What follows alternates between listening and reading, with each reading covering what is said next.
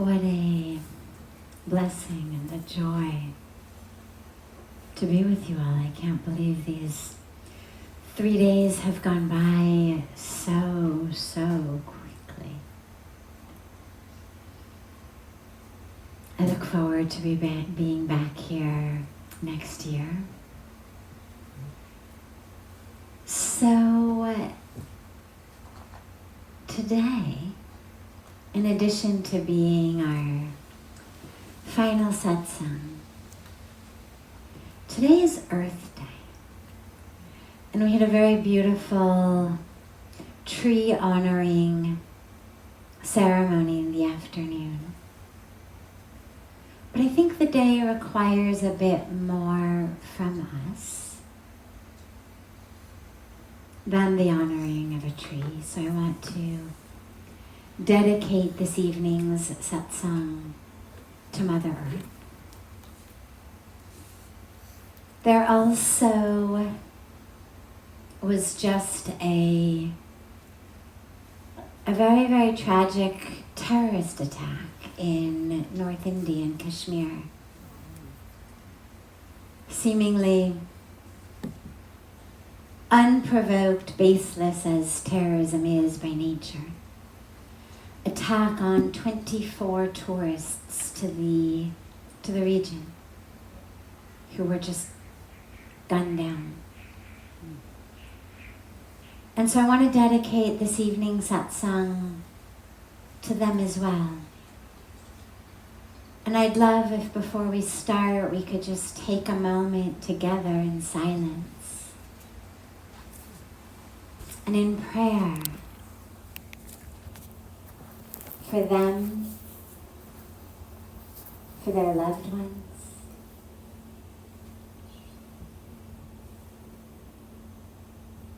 and for every drop of water and every blade of grass, for every tree, for every being on this precious earth.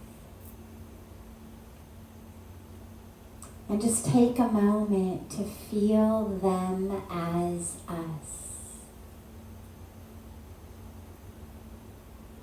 Our highest and deepest spiritual teachings and practices bring us into that experience of oneness in which we realize, not just cognitively, but experientially, that there is no other. And so let us just take a moment and hold them in our hearts.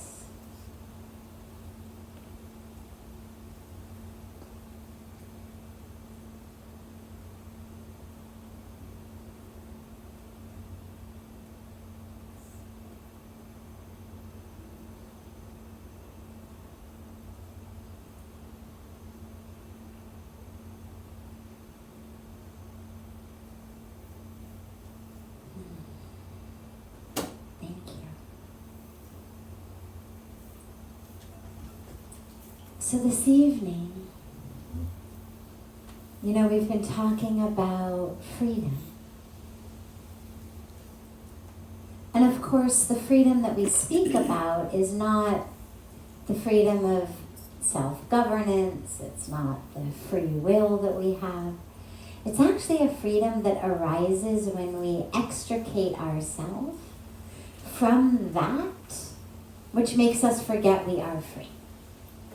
It's not that through these tools and techniques we actually achieve freedom. It's that we remember that we are free. Soul is free. The mind plays the games. The mind keeps us stuck. And so through the tools, the techniques, the practices, the reminders, we free ourselves of that which has created an illusion of stuckness.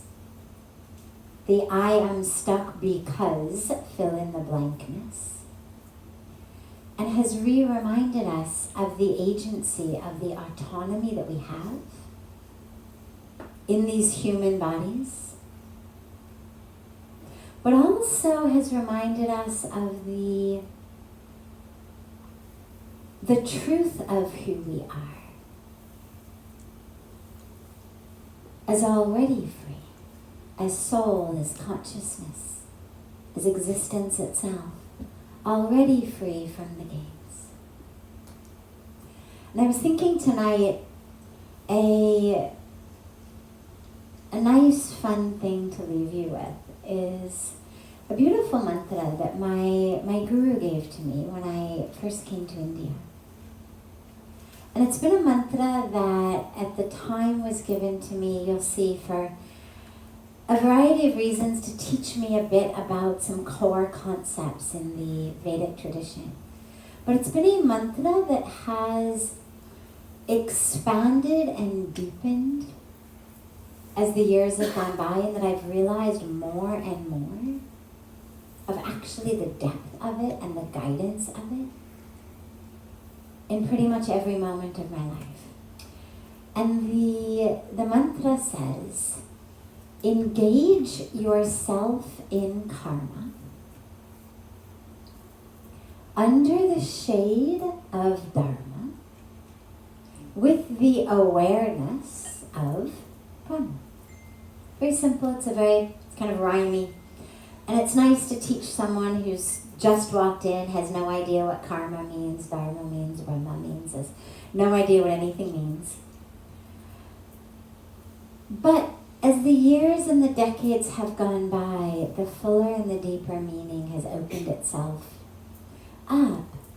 And I thought, well, let's look at this as it pertains to our freedom and as it pertains to our role here. Not just as the highest, deepest, eternal truth, as not just Jivatma, but Paramatma in that union.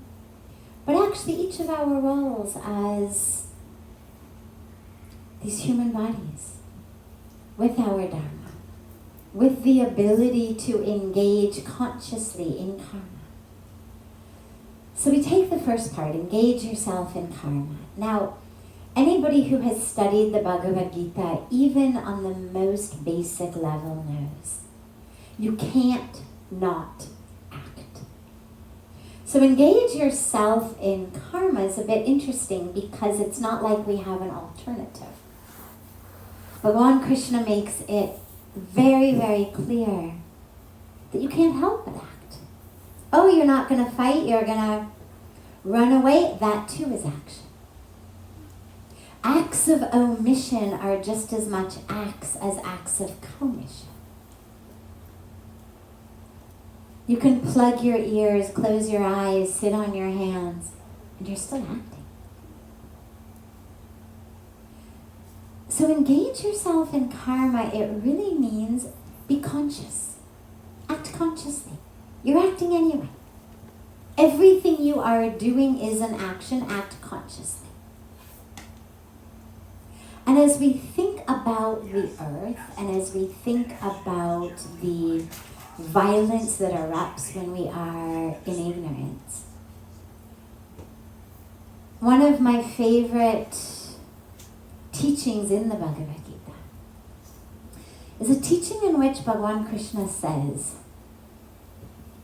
I'll do it slowly, so if you can grasp any of the Sanskrit, you can follow along, otherwise I'll tell you what it means. But it says, Patram pushpam phalam toyam yo me bhaktya prayachati tadaham bhaktyupritam ashnami prayatatmanaha. Patram pushpam phalam toyam. And it means whatever the devotee offers me, be it a leaf, a flower, a piece of fruit, a bit of water. Whatever is offered with love and devotion, I accept it with that joy and love. Now, it's a beautiful teaching around God's grace and love and bhakti, but that's not where I'm going to go. Where I want to go is the Patram Pushpam Phalam Toyam. 4 options he gave us of things people offer to the divine. A leaf, patram. Pushpa, flower. Phalam, fruit. Toyam, water. What do you notice about all of them? They're free. They're free, and they're nature. He didn't say whoever offers me gold, or a mansion, or a car, or their jewels, whoever creates a golden image of me in the mandir that is covered with diamonds. 4 options. Every one of them is free. You don't have to be rich to offer it. Something available to everyone. And every one of them is Mother Earth. It's the leaf, it's the flower, it's the fruit, it's the water. And to me, what this means is, number 1, don't worry about accessorizing for God.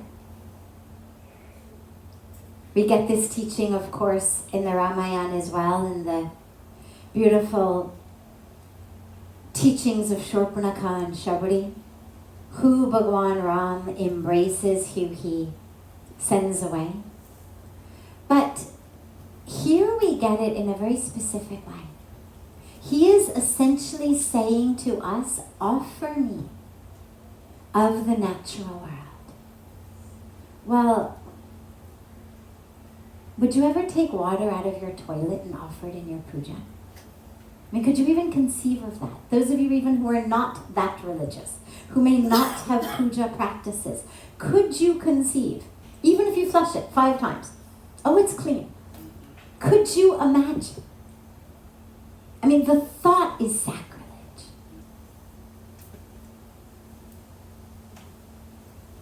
The leaf, the flower, the fruit, the water, they have to be clean for us to offer them to God.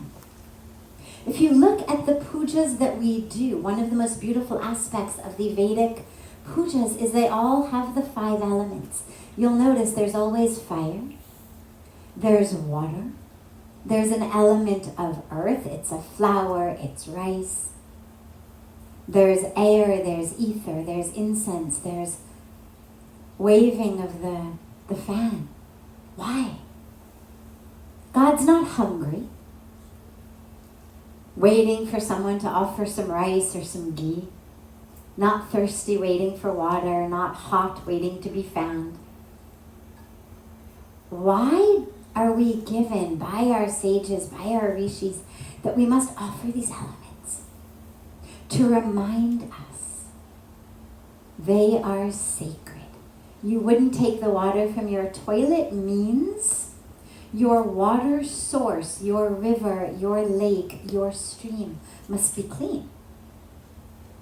It must not be polluted. We're going to offer it to God. Your flower, your fruit, your leaf, it must be grown in soil that is clean. It must not be toxic. You wouldn't offer something that you had just sprayed with some toxic pesticide. Here's some, Roundup for you, God. Clean, pure. You wouldn't do your puja in front of the exhaust of your car, waving the air from the exhaust pipe onto God. These are teachings that remind us, number 1, that the elements themselves are sacred. And number 2, that as we offer them to God, it is therefore our responsibility to take care of them. And so it is our spiritual, our religious duty. In the same way that we keep our temples clean, we remove our shoes. We bathe before we enter. We don't swear. There's a whole maryada, a whole way of being, of purity. It means we must take care of the earth. We also, though, when we look at yam and niyam, given to us by Patanjali. As we're engaged in studies of yoga here, I keep wanting to re-anchor us. What is the foundation of yoga? It's how we move through the world. It is engage yourself in karma. Be conscious. Don't find yourself saying things, oh my God, I don't know who that was. I don't know what came over me. That wasn't me. That's not what I meant. It means you weren't conscious. Because obviously it was you. It was just unconscious you. Be conscious, be aware, be present. It's the only way that you can possibly move through your life with non-violence, with truthfulness, without stealing, without hoarding, with that integrity. It's the only way. So be conscious in your actions. That's freedom. Free will is not a license to decadence. Freedom doesn't mean do whatever you want. It's a quick tangent. One of the beautiful hats that I get to wear is representing India, representing Sanatan Dharma in various interfaith gatherings, United Nations, other places. And I was part of putting together a plan of action to end the hate speech that leads to atrocity crimes that end up leading to genocide with the United Nations Office of Genocide Prevention and Responsibility to Protect. And on the day that we launched this plan of action at the UN in New York, after the launch, there was an open questions and answers. And someone from the floor asked the question about freedom of speech. Well, if you people are saying, here's the speech that we must not engage in, where does our freedom come in? Are you trying, to use religion to take away our freedom? And I said, think about it for a moment.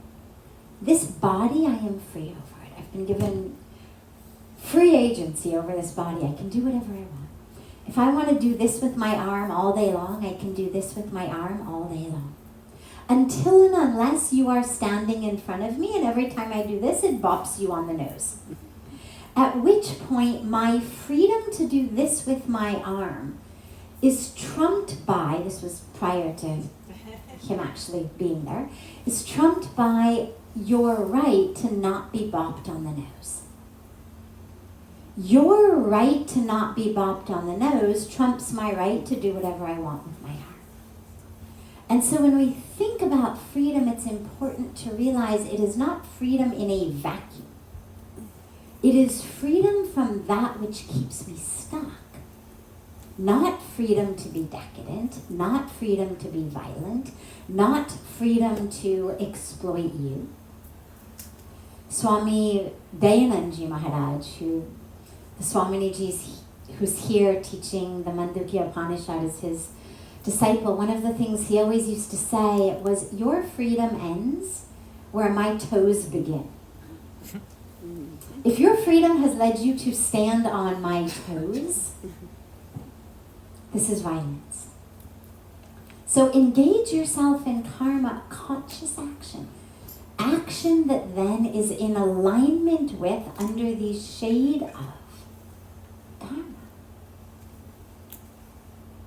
Because it's not just the rules. It's not just the rules given in the Gita or in Karam Kand or in the Vedas or in Patanjali's sutras.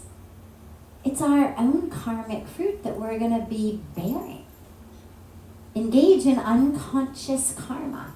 You're going to bear the fruits of that. That tree is going to grow in your garden and you get to eat the fruits. So it's actually the very best thing you can do for yourself as well, even if you're purely selfish. You have no spiritual or ulterior motives in any way, altruistic motives at all. It's still the best thing you can Because it is the way to ensure as you create your destiny. This moment, this action is the that is predetermining your destiny tomorrow, next week, next month, next year. That which is predestined for us was not written thousands and thousands of years ago sitting on a cloud in the Akash. We're creating it. Our karma is creating our destiny. So conscious action under the shade of Dharma. Now we know what that means. There's individual Dharma, there's collective Dharma. Be righteous, be a good person, have compassion, be honest. Again, it brings us back to Yam and Niyam, it brings us back to sutras, it brings us back to shastras, to scriptures. But there's also individual Dharma. What's your path? And that's the freedom. Because if I don't fulfill my Dharma, because there is pressure on me by family, by society, to do something different. I know when I decided to move back to India to live there, can imagine the pressure. I was 25 in the midst of a PhD program. Everybody said, you're crazy. Get your degree, get yourself settled, make a name for yourself. Then you want to go off on, a year or two spiritual Peace Corps thing. Go off and do it. Everybody thought it was just a phase. I said, but establish yourself first. It's crazy to do it now. If I had listened, I would have been in defiance of my Dharma, which not only would have deprived me of the path I was supposed to walk, but it would have made me no longer part of the perfection of the universe. People a lot of times say, you're a devotee of the divine, you believe in divine will, divine perfection. Like, why do you work so hard? Why do you do so much? And the schools and the women's programs and the medical care and environment programs, like, why do it? If everything is perfect and everything is God. Well, because each of us, realizing, recognizing, waking up to the truth of who we are, and then embodying it, is a critical part of the perfection of the universe. It's not perfection minus you. And so living according to our Dharma. It said, Dharma protects those who protect Dharma. As we live according to Dharma, our own Dharma, it may not be the make a whole bunch of money variety. It may not be live the standard American dream variety or wherever you're from, dream variety. It may not be what your parents did. It may not be what everybody else in your neighborhood is doing. It may not be what makes the neighbors jealous. So many people end up wasting their lives worried about what the neighbors are going to think. In Hindi they say, Samne wale kya sochenge? Oh my God, what are we going to do? What's the guy across the street going to say? Under the shade of Dharma reminds us, I am responsible not to what the neighbors are going to say, not to what someone else's agenda is for me, but for that which is going to get me the closest, the fastest, to the clearest experiential awareness of the truth of who I am, and give me the spaciousness to express that. And by the way, for those of you who are parents in here, or grandparents, or spouses, or best friends, or mentors, or teachers. The best gift you can give to someone is to hold and create the spaciousness in which they can blossom as the very truth of who they are. The agendas that we hold for those we love, even thinking it is for their best interest, so frequently are what cause harm to them. We mean well. But we don't know. We don't know what seed they come into this world with. And we may be a family of peach trees, and everybody may be a peach tree, and we've, given peaches and made peach jam and peach pie for generations. But that doesn't mean that the child I've just given birth to is also a peach seed. It's not actually genetic. Dharma's not genetic. And if all I do is shout peach, peach, peach, peach, peach over that orange seed or apple seed or sunflower seed, I'm never going to get peaches. No matter how much I shout, no matter how many peachy magic wands I wave over it, I will never get peaches from it. But I'm also going to make sure that I also don't get apples or oranges or sunflowers.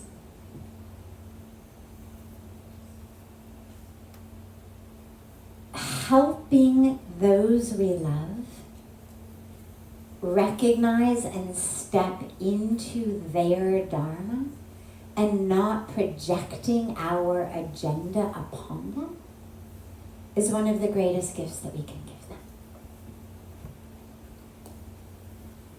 And lastly, with the awareness, you can either do of Brahma or of Brahman, the divine creator or the supreme reality existence. It doesn't matter. Either way. With the awareness of the divine. However that feels to you, the divine creator or the divine that permeates all, doesn't matter. But that presence of the divine. In everything, as everything. And again, we come back to Earth Day, we come back to acts of violence. That divine we worship is in all. The Upanishads remind us and teach us, Isha vasimidam sarva, yat kincha jagatyam jagat. Everything in the universe is pervaded by that divine. There is nothing, no one, nowhere that is not pervaded by that divine. A drop of water, a blade of grass, a tree, a being of another race, another religion, another color, another sexual orientation, another nationality, whatever it may be, another species. To see that divine in them and to see it in yourself. Because the awareness of the divine is, yes, in all, but again, not all minus you. A lot of us begin our spiritual practice by, let me work on seeing the divine in all, and we forget about the self. And so we move through that practice with, oh my God, you're useless, you got angry again today, you did this today, you had lust, you had greed, you objectified, you're worthless, you're useless. And we forget, to see the divine in the self as well. So with that awareness of the presence of the divine, in every minute, in every moment, and that frees us from all of that which is untruth. It is untruth that keeps us stuck. It is truth that sets us free. We just were in the Mahakumbh Mela in Prayagraj, and people come for what's known as the Amrit Snan, the bath in the nectar. the nectar of immortality. But the real nectar is gyan, is wisdom. Because we're already immortal. As I was telling everyone when they came, this bath is not an anti-aging hack. It's not something that's gonna, prevent your skin from wrinkling or prevent your hair from going gray or prevent the physical body from doing what physical bodies do, which is degenerate. It is a bath in the nectar of wisdom that reminds us, I am that which is immortal. I've always been immortal, but I forgot. So that awareness of the divine is a remembrance of who you are. And that remembrance is what sets us free. So whenever you find yourself feeling stuck again, and chances are you will, it's okay, we're still human. Acknowledge it, have compassion, bow to the human journey you are on, and then just remember. Use any of the tools, any of the techniques, any of the remembrances to come back to that true self. I want to spend our last 9 minutes with any questions that we haven't yet had a chance to take and address. Yeah, I know you've been waiting through the sessions. Yes. Thank you very much for that. I have 2 questions. One question, I'll start with the easier one, I think. Okay. I appreciate it. What, in your opinion, is the greatest duty for a parent to a child? What is the highest duty that a parent can have towards their child? I'll give you the ideal,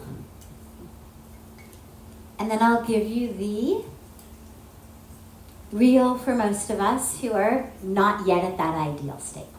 Highest, best duty you have, get enlightened.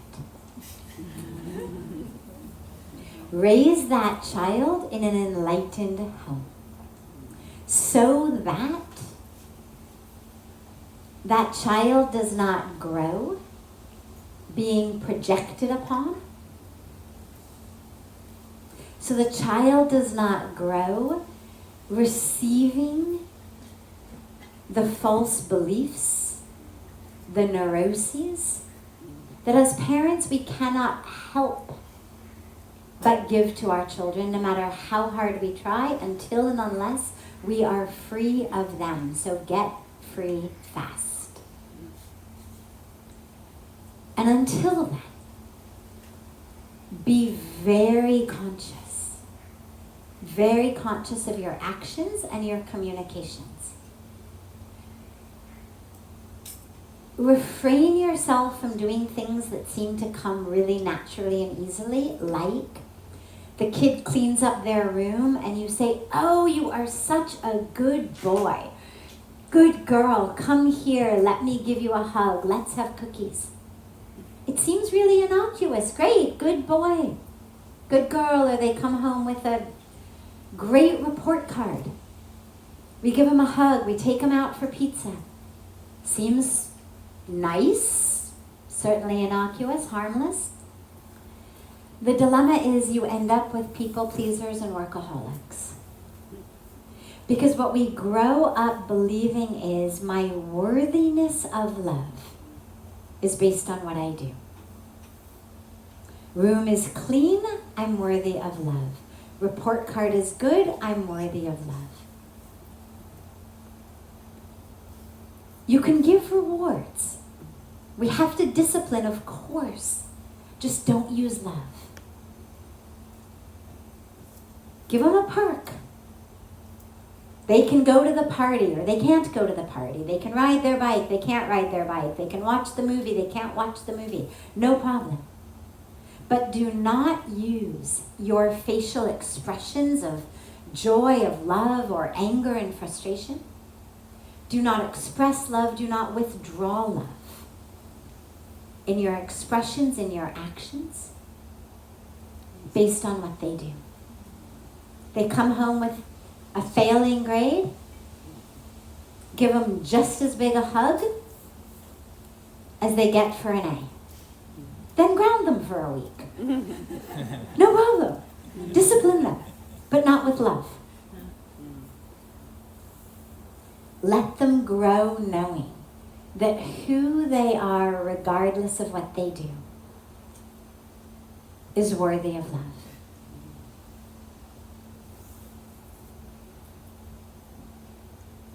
What's the real? That is the real. That is the, okay. The ideal is get enlightened fast. I don't know exactly how many months till the due date, but it looks like it's pretty soon. It's still far. I've got some time. Okay, good. And then my second question is, if someone goes through a traumatic event or a significant trauma, and they feel like something has been taken away from them, or self has left the body, or a part of your essence or self has left the physical body, how do you get some of those parts back? How do you create a safe and inviting place for self to return? Okay.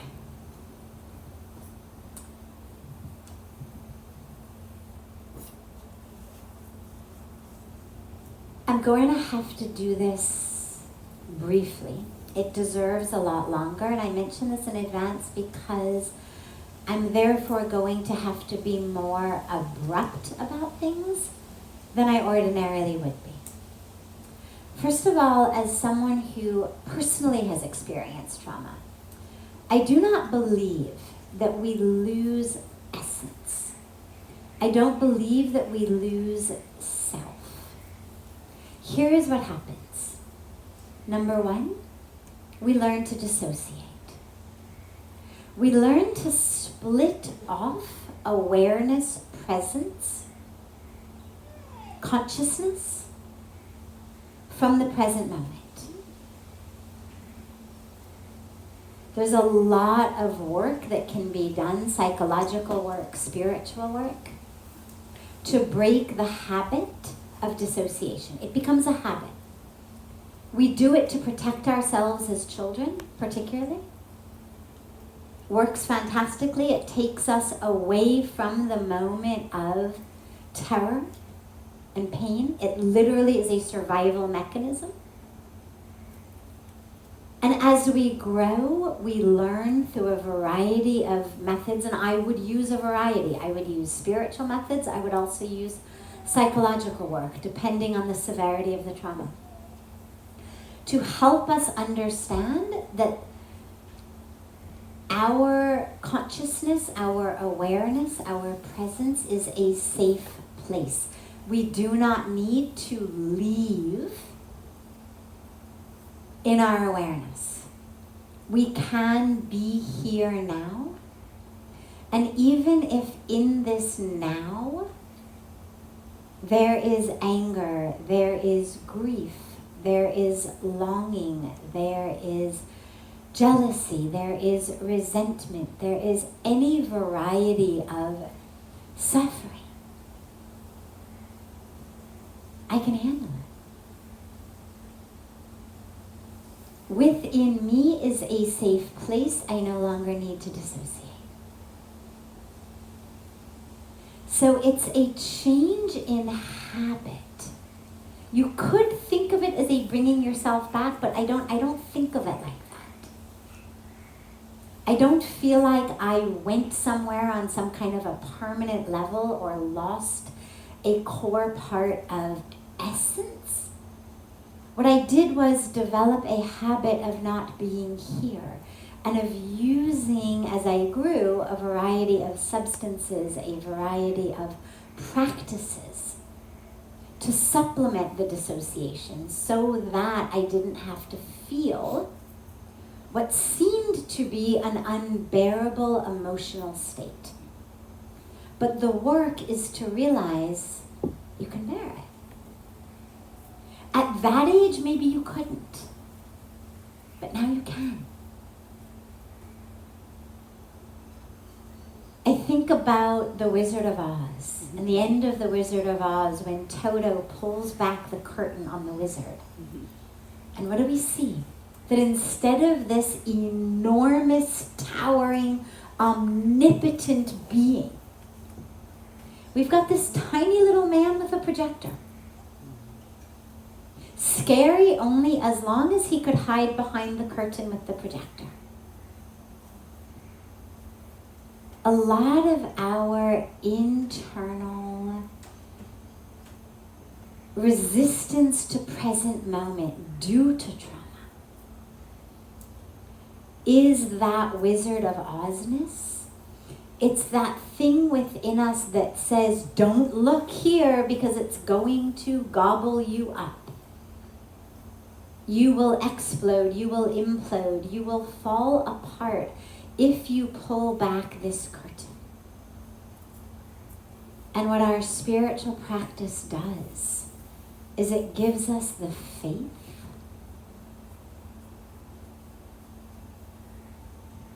to pull it back and to look at it and to be able to say, here we are.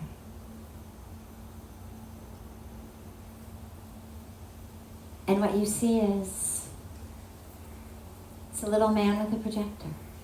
It's not nothing. It's something.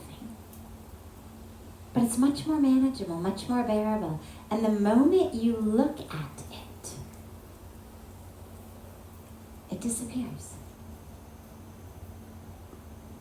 That sting dissipates when you look at it.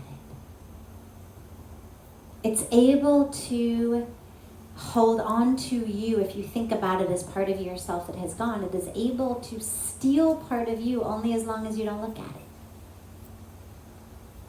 But you're all here, I promise you. There's no part of you that isn't here, except perhaps a bit of courage in awareness. And this is what meditation does. When we start to meditate, a lot of people have a lot of experiences where the ego comes in and it tries to get us to stop meditating. And first it may just begin by telling you that your house is going to burn down because the coffee pot is on. And you get up for the 15th time to check the coffee pot and realize it's not on and now it's unplugged and in the backyard. You finally realize it's just a game of the ego. But then it gets a little bit deeper, and then it's going to tell you, if you go any further, you're actually going to stop breathing. You're going to stop breathing. Better come back, you're going to die. Nobody dies meditating. But you see how that conditioned self doesn't want to look at the truth. And so in meditation, we just stay present. We stay aware. And whatever you're meditating with, a mantra, on the breath, on an image of the divine, on a name of the divine, on awareness itself, whatever may be the practice of your meditation, you just stay with it.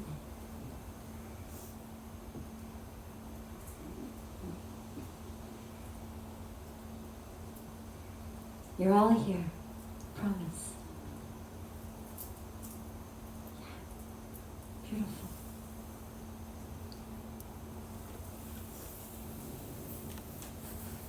Beautiful.